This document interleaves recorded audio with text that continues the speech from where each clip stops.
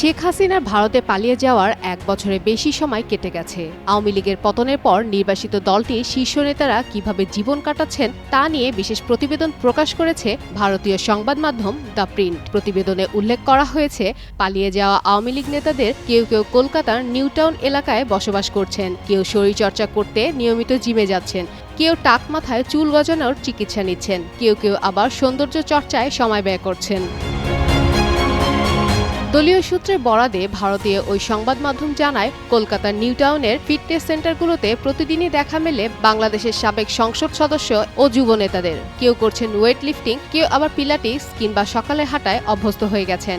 এছাড়াও দিল্লি, হায়দ্রাবাদ ও বেঙ্গালুরুর বিভিন্ন জিমে আওয়ামী লীগের বেশ কয়েকজন নেতা নিয়মিত শরীরচর্চা করছেন। তাদের মধ্যে কেউ কেউ ওজন কমানো, আবার কেউ শরীর গঠনের দিকে মনোযোগ দিয়েছেন।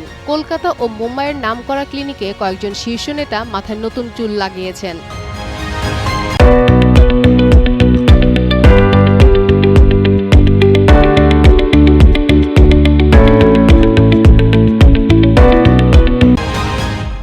কলকাতায় পরিবার নিয়ে অবস্থান করছেন সাবেক স্বরাষ্ট্রমন্ত্রী আসাদুজ্জামান খান কামাল।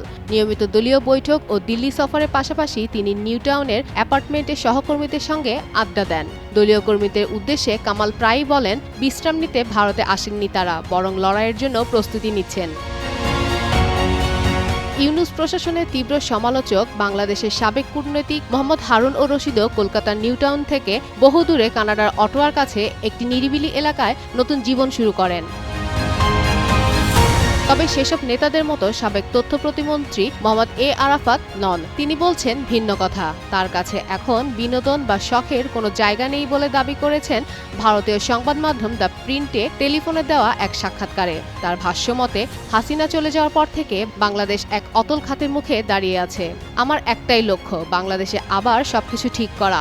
এখন আমার সত্যিই কোনো শখ নেই, কোনো খেলাধুলার সময় নেই, অথবা অন্য কোনো বিনোদনে গা ভাসানোর অবকাশ নেই।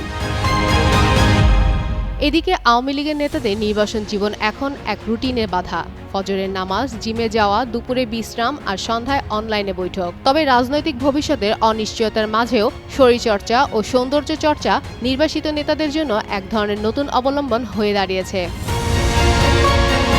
প্রসঙ্গত, ছাত্র জনতার অভ্যুত্থানের মুখে গত বছর ৫ আগস্ট শেখ হাসিনা সরকারের পতন হয়। এরপর দেশ থেকে পালিয়ে যান প্রায় ১৩০০ নেতাকর্মী। শুধু রাজনীতিবিদই নয়, তাদের সঙ্গে আওয়ামী লীগ বা ফ্যাসিবাদের দোসর হিসেবে পরিচিত সাংবাদিক, মানবাধিকার কর্মী, সেনা কর্মকর্তা ও কূটনীতিকও দেশ ছেড়েছেন।